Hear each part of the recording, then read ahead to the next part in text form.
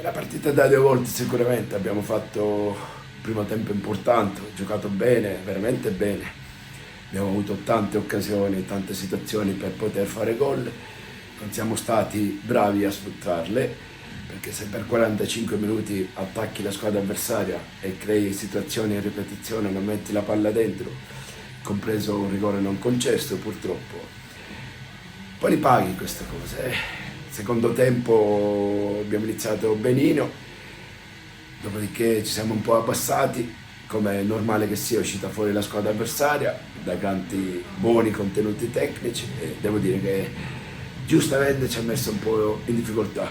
Malgrado la stanchezza siamo stati bravi a riuscire a contenerli e potevamo anche nel secondo tempo su qualche ripartenza fare male, però finita 0-0 e va bene così. È un nuovo arrivato, è arrivato ora, direi che ha fatto una buona gara, sicuramente avrà solo da migliorarsi in quanto ancora non conosce nessuno, non conosce i ragazzi, non conosce la lingua, però devo dire che ha fatto una buona gara.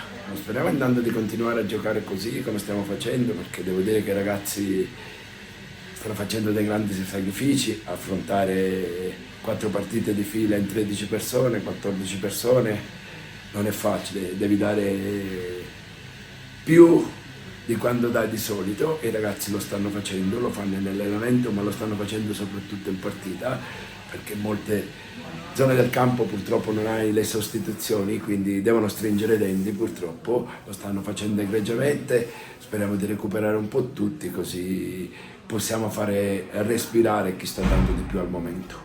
The game was a very strong game, and the team is a very good team. It's a very important game for them and even for us.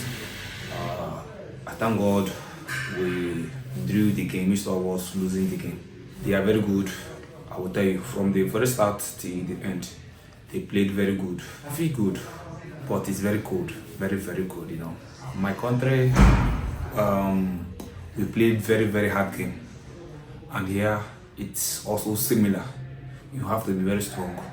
If you are not strong, you are going injured. Definitely, everyone want to go forward. So I pray and I believe we are going to go forward.